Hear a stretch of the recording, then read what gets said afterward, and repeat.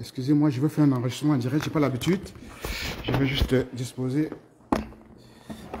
mon micro tel que je pourrais diffuser la vidéo en direct. Je n'ai pas assez de mémoire pour l'enregistrer dans mon téléphone.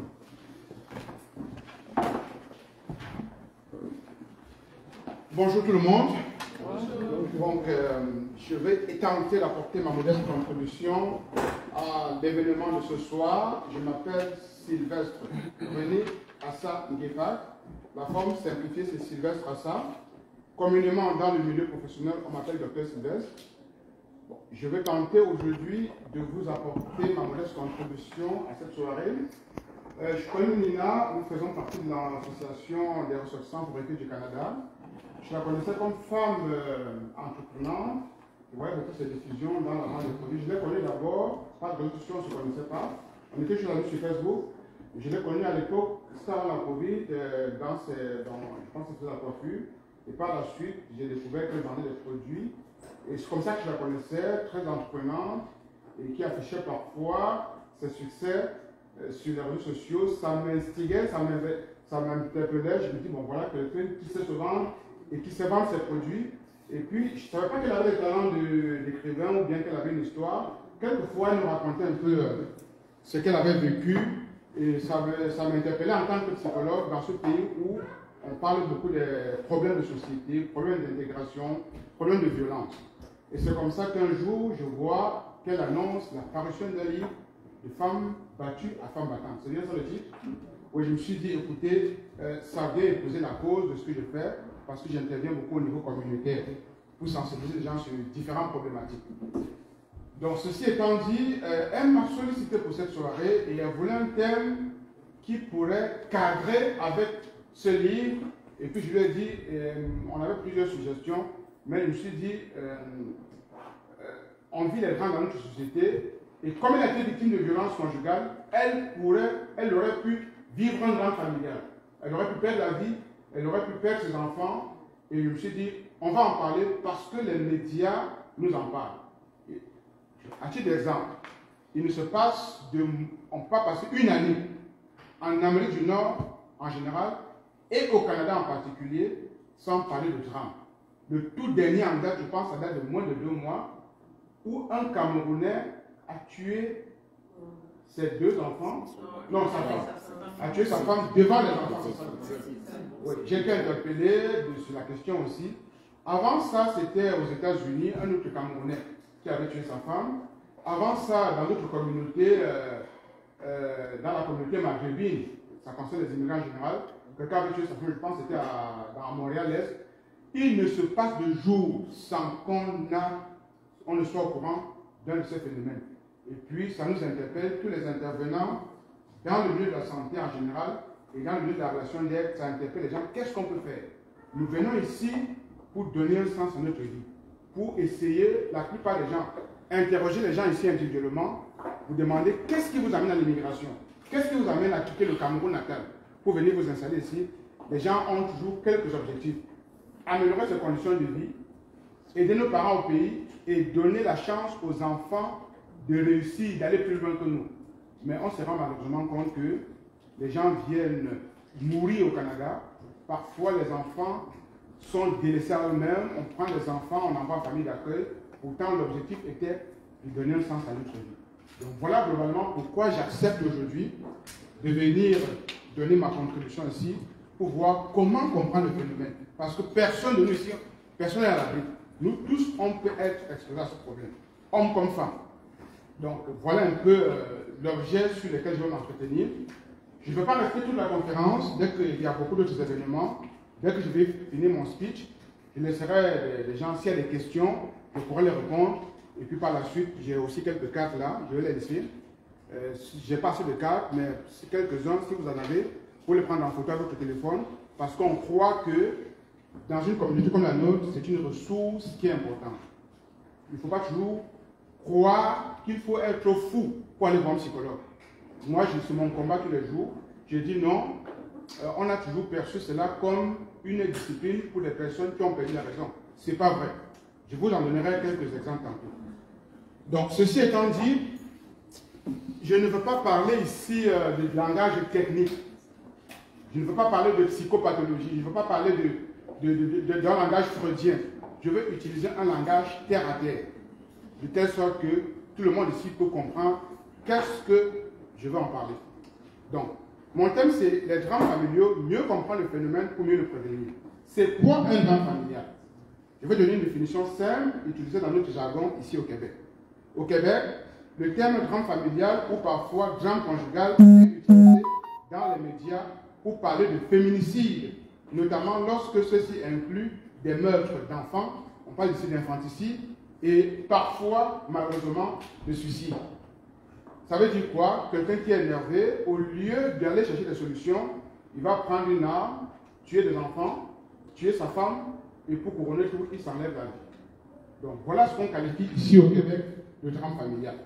Donc, comme je le disais tantôt, il ne se passe de jour. Vous allez le voir très fréquemment. États-Unis, Canada, c'est très fréquent. Pourquoi ça arrive? Qu'est-ce qui se passe? Qu'est-ce qui n'a pas marché, comme on dit dans notre jargon, pour que ça on en arrive là? Je vais donner quelques causes. Les causes ne sont pas ici globales, ne sont pas. Et ce que je dis ne relève pas d'une étude scientifique. N'allez pas chercher des statistiques. C'est un phénomène qui est relativement nouveau. Et je pense que nos jeunes frères, nos enfants qui sont là, ceux qui vont étudier dans le domaine social, comme le travail social, la psychologie, la psychoéducation, peut-être même la médecine, tenteront d'étudier le phénomène dans l'avenir pour avoir des résultats beaucoup plus scientifiques et nous aider à mieux comprendre le phénomène. Mais ici, je veux essayer de donner quelques causes. Pourquoi on en arrive là? Il y a plusieurs causes qui peuvent amener un drame conjugal. La première cause que j'ai tenté de comprendre et que je vois avec une petite connaissance, c'est le trouble d'adaptation lié à l'installation dans une nouvelle société. Généralement, on arrive dans une société comme la nôtre, le premier trouble d'adaptation est causé par le climat. Il fait très froid. On est enfermé. Bon, malgré qu'en hiver, les jours les plus froids, on peut avoir des températures de moins 15, moins 20, il va falloir qu'on sorte pour aller travailler. Il faut amener les enfants à la galerie. Il faut aller travailler, il faut mettre le pain sur la table. Et généralement, les premiers mois, c'est difficile parce que vous soyez ingénieur, médecin, psychologue comme moi, enseignant, infirmière, au Cameroun, ici, vous ne pouvez pas intégrer la profession. Ça demande toujours, même si on vous a recruté sur la base de vos diplômes, on vous accepte toujours après avoir fait un recyclage à l'université. Beaucoup de gens ne sont pas préparés à cela. Et on les dit parfois, il faut retourner aux études. Pour les ingénieurs, c'est un peu plus long. Il va falloir retourner 1 ou 2 ans. Les gens, ils ne sont pas préparés à cela. Et puis, ça crée ce qu'on appelle un creux d'adaptation. Et la plupart du temps, les gens, pour réussir à ramener le bout de pain sur la table, vont retourner à la manufacture. Tout le monde ici, ou presque, l'a fait. On va aller chez Walmart, Dollarama, dans les entrepôts, essayer de porter des boîtes pour gagner un peu d'argent. Et parfois, la situation se complique parce que on croit qu'il fait peut-être juste 1 semaine, 2 semaines, mais on se retrouve malheureusement parfois à faire 6 mois, 1 an, et il va falloir réfléchir comment faire pour sortir de ce bourbier. Et parfois, ça génère ce qu'on appelle dans le jargon technique un trouble d'adaptation. Et parfois, beaucoup ne sont pas préparés à faire face à cela. Et ça peut amener des troubles, et parfois, on remet même en question son projet d'immigration. Si j'avais su, je ne serais pas venu. Parfois, on va accuser la femme, bon, c'est toi qui m'as poussé à venir faire ceci, bon, voilà que je suis là, et on n'arrive pas à s'en sortir, bon, qu'est-ce qu'on va s'en sortir? Voilà ce qu'on appelle un truc d'adaptation, et qui va générer, et qui peut générer des troubles dans la famille. Donc, l'autre cause, c'est les défis liés à l'intégration professionnelle au Québec. Donc, les deux sont liés, le trouble d'adaptation et les défis d'intégration. Donc, la plupart du temps, quand on réalise cela, qu'est-ce qu'il faut faire? Est-ce qu'on va rester à planifier son sort?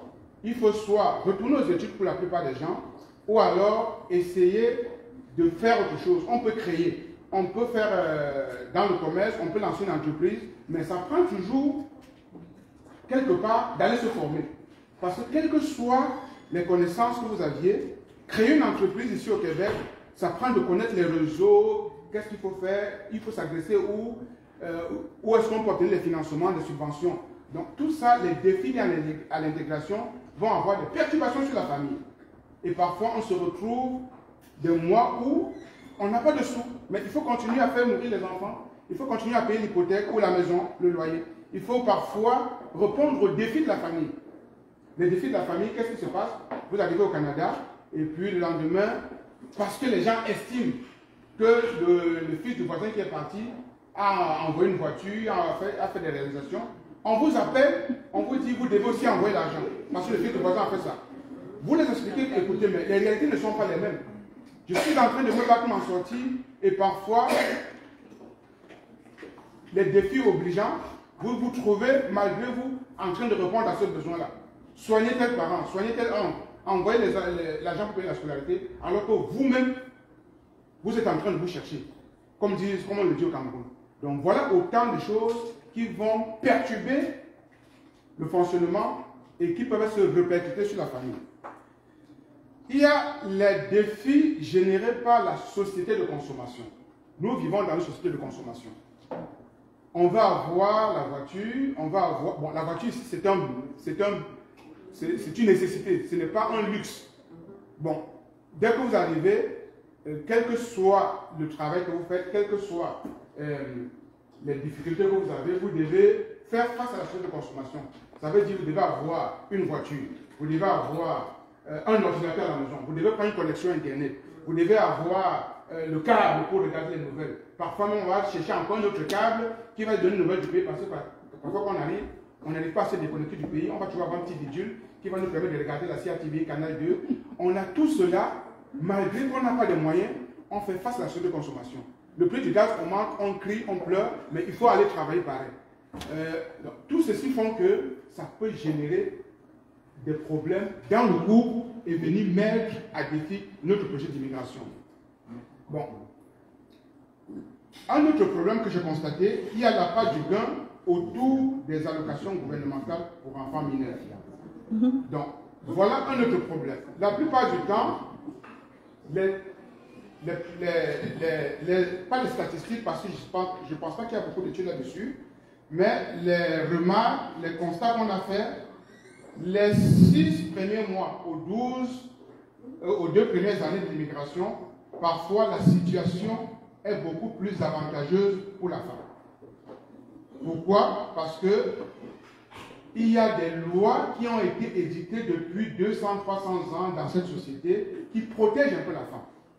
L'homme, parfois, est le porteur du projet d'immigration. Il arrive ici, pour ceux qui ont des enfants mineurs, on fait les demandes des allocations, et puis le premier constat est que le chèque que le gouvernement fédéral, que le gouvernement provincial envoie, vient au nom de la femme. Oui.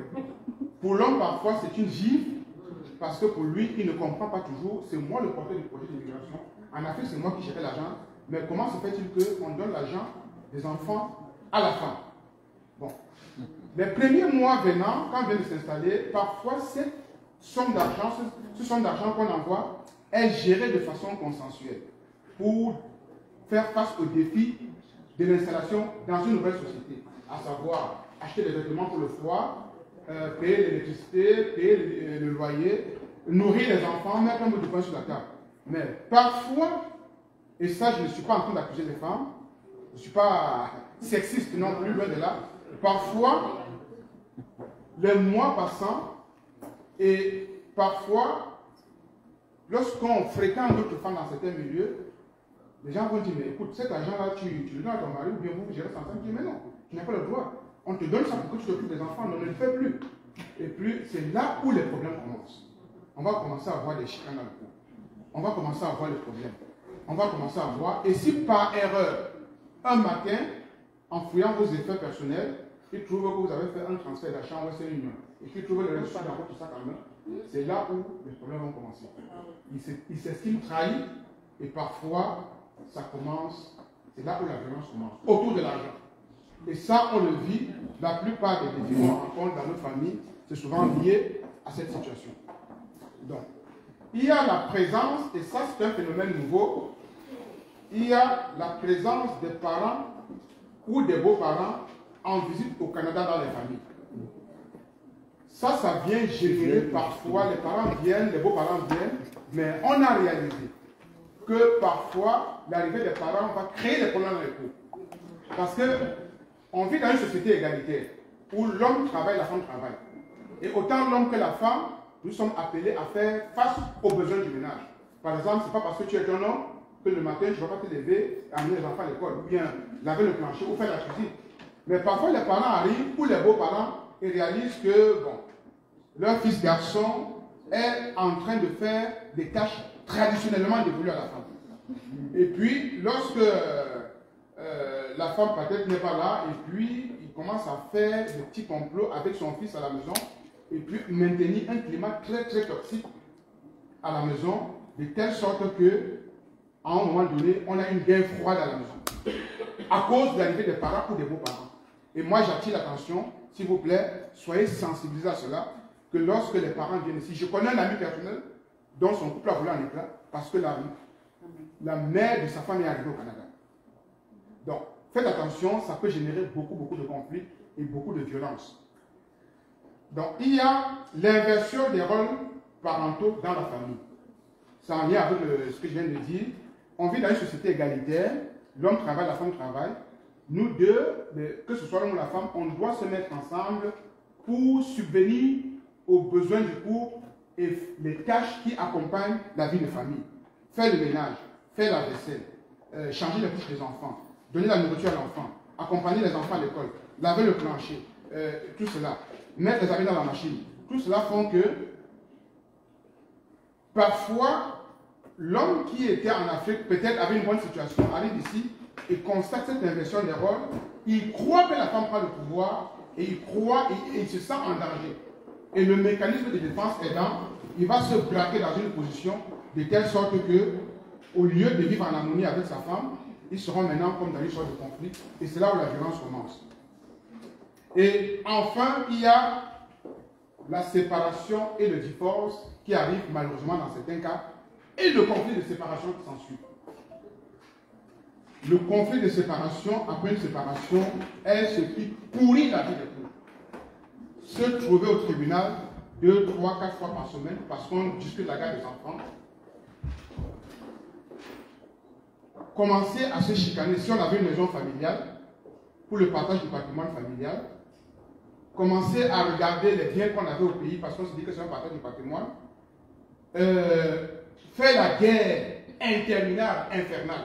Et je pense que le dernier cas qu'on a eu dans ce Camerounais qui a tué sa femme, je pense que c'était un conflit de séparation. Ils étaient bien séparés. Et le conflit de séparation était tel que les deux ne pouvaient même pas se croiser comme ça. Et la prochaine fois qu'il a vu sa femme, il n'a même pas pensé aux conséquences. Parce que là, il s'est scrapé la vie en bon québécois. Il s'est scrapé la vie. Aux États-Unis, on appelle ça meurtre au premier degré. Ça veut dire que tu as prémédité ton geste.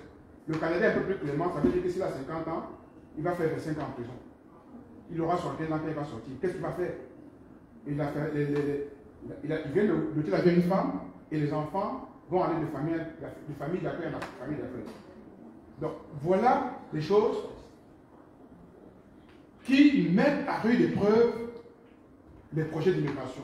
Il y en a plein d'autres causes, et comme je le disais, je pense que les générations futures vont étudier le phénomène pour essayer de voir qu'est-ce qui ne marche pas, afin qu'on puisse bien le prévenir. Maintenant, les conséquences. C'est quoi les conséquences de ce drame? Bon, de tout ce phénomène pouvant aboutir à un drame, il y a les troubles de santé mentale. Donc, c'est très important, j'en parle souvent. Je dis, chez nous, quand on entend santé mentale, on voit une seule catégorie de problèmes de santé mentale. Les troubles mentaux graves, qu'on appelle dans notre jargon la psychose, dont la forme la plus connue est la schizophrénie, et qu'on appelle dans notre société les fous, ceux qui dorment dans la poubelle. Oui. Chez nous, au Canada, ici dans la santé mentale, on parle de troubles mentaux, tout problème qui peut affecter l'équilibre mental. Donc les troubles mentaux ne peuvent pas être simplement limités aux troubles mentaux graves. On peut faire une dépression. Ici, dans notre jargon, dans notre milieu communautaire africain, généralement, quelqu'un, quand on dit qu'il fait une dépression, on qualifie que c'est une maladie de fer. Pourtant, nous tous, on peut faire une dépression. On parle de l'anxiété. On parle du stress. Le stress dans ce pays tue à petit feu. Le stress tue. Et si vous avez été une fois stressé, on parle des problèmes au travail. Vous pouvez être harcelé au travail. Vous êtes dans une équipe de travail parce que vous êtes la seule personne d'origine noire. On vous harcèle, de telle sorte que vous arrivez au matin au travail, vous avez même peur d'entrer dans votre compagnie. Là, vous avez déjà un problème de santé mentale. Mais nous, on ne le croit pas. On pense toujours que pour avoir un problème de santé mentale, il faut être fou. Ce n'est pas vrai. Donc, nous tous, à un moment donné, on l'a vécu, on le vit et on le vit tous les jours. On peut faire une anxiété. L'anxiété, c'est quoi? C'est quand vous levez le matin, vous avez des ruminations anxieuses, ça tourne dans votre tête, vous commencez à penser à des choses qui ne marchent pas au travail, dans votre famille, vous êtes stressé parce que vous n'avez pas encore suffisamment d'argent pour payer l'hypothèque. Tout ceci, on parle des problèmes de santé mentale et soyons avisés qu'on peut aller chercher de l'aide parce que les problèmes de santé mentale ne concernent pas exclusivement la folie. Donc ici, on parle du repli sur soi. On parle de la perte des repères sociaux et familiaux, notamment la remise en question, pourquoi on est venu ici, des problèmes de projet d'immigration, mais qu'est-ce qu'on fait dans ce pays? D'ailleurs, il faut que, bon, je veux vivre ici un temps, après je veux retourner au Cameroun. Bon, finalement, on n'est jamais au Canada, on n'est jamais au Cameroun, et on se retrouve un matin, la cinquantaine dépassée, alors qu'on aurait pu faire beaucoup de choses. On parle parfois dans certaines personnes vont carrément sombrer dans l'alcoolisme, vont sombrer dans la drogue, et finalement, on se capte avec ses enfants. On parle de la violence conjugale. La violence conjugale commence toujours en raison de l'un de ces phénomènes qu'on a vu là, et on parle malheureusement pour chuter sur mon thème, des drames familiaux. Donc, voilà globalement, qu'est-ce qui peut expliquer tout ce drame qu'on voit dans nos milieux. Maintenant, que faire face à la situation? Voilà le triste tableau que je présente, voilà le portrait. Maintenant, que faire face à la situation? Est-ce qu'il y a des solutions? Oui, je pense qu'il y a des solutions. D'abord, la première chose, c'est de briser le silence et d'aborder le problème, le phénomène, le problème qu'on vivait avec un professionnel. Ça peut être un médecin. Étant donné que nous n'avons pas l'habitude d'aller consulter un psychologue, moi je l'ai toujours dit, au moins nous tous on voit un médecin. Et les médecins ici au Québec sont formés pour faire de la psychothérapie. Prenez le temps, si vous avez un bon médecin de famille qui sait vous écouter, pendant que vous allez le voir annuellement pour votre prise de sang, prenez quelques minutes, dites-lui vous vivez des problèmes d'adaptation, vous avez des problèmes dans votre ménage, vous vivez du harcèlement au travail, vous vivez des problèmes financiers, il y a toujours des solutions. Parfois les médecins sont bien formés, ils peuvent vous dire, bon voilà, je dois faire référence pour aller voir un professionnel pour en parler. Bon voilà, je vais vous envoyer au CLSC, il y a un centre communautaire qui peut vous aider. Par exemple, au lieu de perdre votre maison, par exemple, il y a ce qu'on appelle les arrêts de paiement. Si vous êtes coincé, vous venez de perdre votre travail, vous risquez de perdre votre maison, et que vous avez une lettre comme quoi vous avez perdu votre travail, amenez cette lettre à votre banque, on va vous faire une pause de paiement. Au lieu de se taire et d'attendre qu'on arrache la maison avant que j'ai une solution. Amenez cette lettre, la banque va vous faire un arrêt de 2, 3, 4 paiements, le temps que vous réfléchissez quoi faire. Donc, on peut parler à un médecin, à un avocat. Les avocats, c'est des professionnels de la relation d'aide aussi. Au-delà d'aller régler les problèmes devant la justice, les avocats savent faire de l'écoute, ils peuvent vous aider. Il y a les travailleurs sociaux et les psychologues, c'est vraiment notre domaine. Allez en parler, demandez de l'aide à quelqu'un. Ici, par exemple, et je m'adresse beaucoup plus aux hommes, si vous vivez un problème et que vous avez le sentiment que vous perdez le pouvoir, que vous n'avez plus le contrôle, prenez de la hauteur. Lâchez prise. Moi, ce que j'ai souvent dit, et j'ai personnellement été appelé à intervenir dans les familles parce que les gens se chicanaient pour les allocations. Moi, j'ai dit au monsieur, écoute, en temps normal, tu n'as même pas le pouvoir de porter un regard sur cet argent. Tu vas faire une crise cardiaque, tu vas faire un AVC à cause de 1 500 $ qu'on donne. Sors, va travailler. Va te former. Si tu estimes que tu as des points d'intégration, retourne à l'école. 1 an, 2 ans, ça va te faire du bien. Après ça, tu vas arriver dans le problème. Tu auras de l'argent. Et l'intégration dans ce pays. Tous ceux qui ont compris ça, je fréquente un milieu, mon milieu associatif que je fréquente, nous tous, ou presque, nous sommes retournés aux études. Pourtant, on est arrivé ici, la moyenne d'âge était 30, 35, 40 ans. On a sacrifié 2 ans et la plupart de nous aujourd'hui, nous avons l'équilibre. Mais si on restait là à regarder les 1 500 $ que le gouvernement donnait, on se serait chicané, disloqué nos familles et pourtant, à 18 ans, on arrête. Pourtant, aujourd'hui, à l'âge où nous sommes, la plupart de nos enfants ont presque 18 ans ou ceux qui n'en ont pas vont l'avoir bientôt et après ça, ça va être fini. Donc, lâchez prise. Trouvez des solutions autrement. Travaillez, créez une compagnie. Faites valoir votre capacité, comme qui avait en Afrique là. Faites-le autrement. Vous allez gagner de l'argent et vous allez voir, c'est votre femme qui va courir pour vous demander s'il te plaît, bon voilà, réglons tel problème. Mais si vous restez à regarder ce montant, ça va vous créer des problèmes et des sérieux problèmes. Et je disais donc que oui, pour terminer, réussir son intégration professionnelle. Oui, moi je pense que la plupart des drames familiaux arrivent parce que les gens n'ont pas réussi l'intégration professionnelle. Parce que on vit une séparation, on vient du divorce. Même si vous vivez une séparation, si vous avez un bel emploi, un très bel emploi, vous allez trouver une autre femme qui va vous aimer. Oui. Si votre femme vous a quitté parce que vous étiez à l'époque, je ne sais pas, tordu ou bien, je ne sais pas, si vous n'avez pas un bel emploi. Si vous avez une belle carrière, vous êtes avocat, vous êtes médecin, vous êtes professionnel ingénieur, le temps que cette femme vous ouvre les yeux, vous aurez une plus belle maison, une plus belle femme. Donc, pour moi,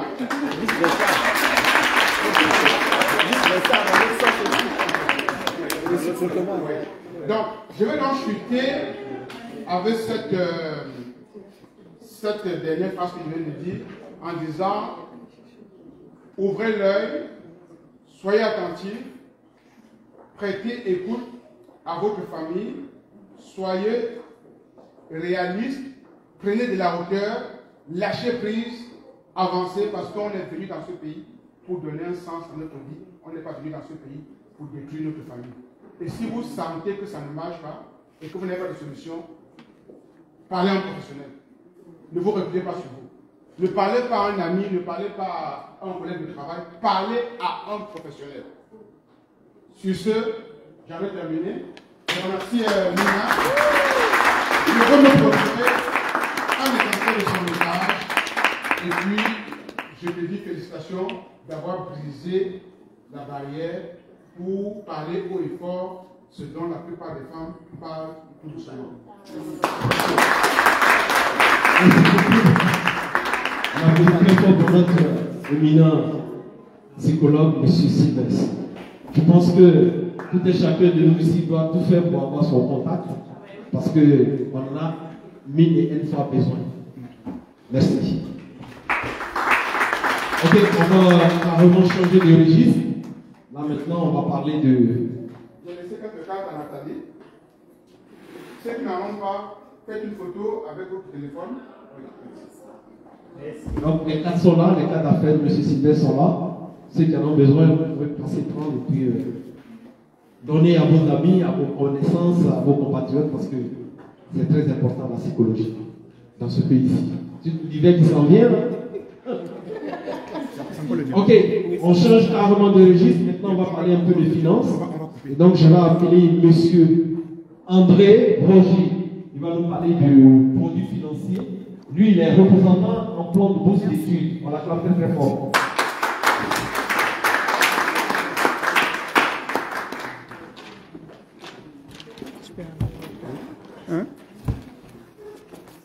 Merci au modérateur de la parole. Et un grand merci à Nathalie, ma soeur, Nina Bouquet. Elle et moi, on se connaît beaucoup par téléphone. Je pense que la première fois qu'on se voit pour vrai, mais on a une belle relation parce qu'elle est très impliquée dans la communauté. Et tu as bien fait les choses de me faire passer après mon ami Sylvestre, parce que Sylvestre et moi sommes des amis. Quand tu parlais de groupe tantôt, j'en fais partie. Et on a la même formation. J'aurais pu être psychologue aussi, mais ici, je bâtis beaucoup sur ce qu'il a dit parce que, en arrivant au Québec, j'ai reçu une formidable dame qui est venue par référence me parler de l'avenir des enfants. Alors, quand tu traversé toute cette tourmente qu'il a dit, il n'y a pas de tourmente, mais on s'est posé toutes les questions. Mon épouse est là. On se demandait comment on peut s'en sortir. Et sa sœur nous envoie une dame haïtienne qui vient nous parler du régime de d'études. Et on se dit,